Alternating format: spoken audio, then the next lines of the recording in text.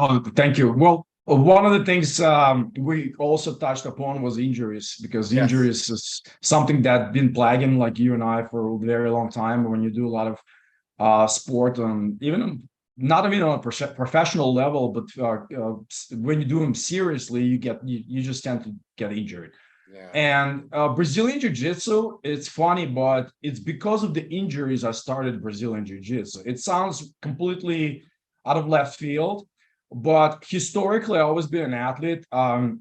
I grew up in Moldova, actually, which is a small European country.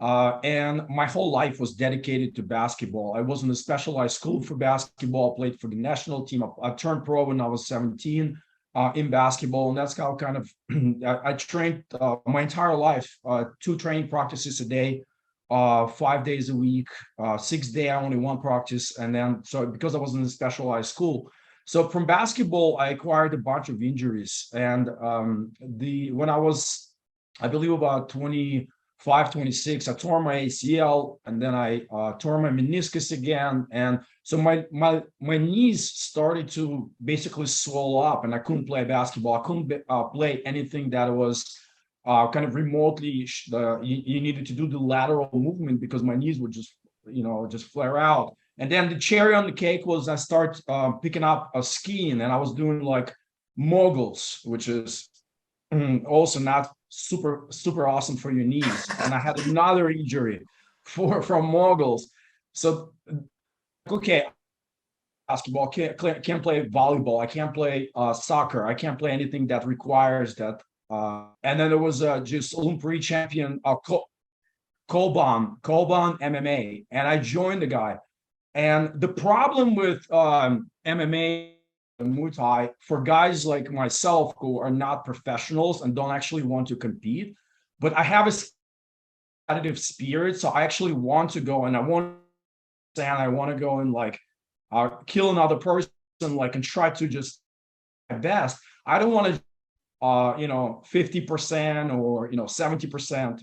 And when you're a working professional like myself, and you go and you train and you go in the ring, you get beat up, the whole body's sore. Like sometimes I have client meetings, I have like I have bruises, and that just even cause injuries as much as even you can even get concussion, if you're not careful.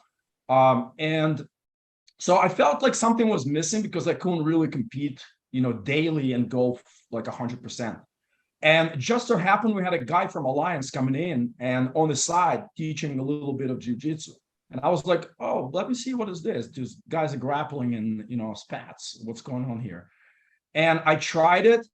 I was like, wow, this is pretty awesome. And I remember that I also tried out judo for several years before. It's a little different, obviously, Mm. but I got that renewed love for grappling. I was just like, wow, this is pretty awesome. And I was sold right there and then. And the guy, funny enough, the professor who was teaching there, he's like, listen, don't kid yourself. You're going to quit Muay Thai and you're going to join the school full time, because I see how you're sucked into jiu-jitsu already.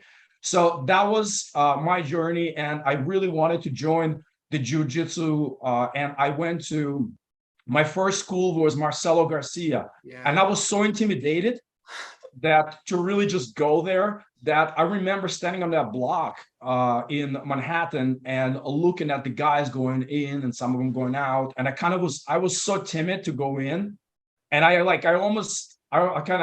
went over there, and then even at first time, like I was like, oh, these guys, like they're not super nice, because they were super busy at the time.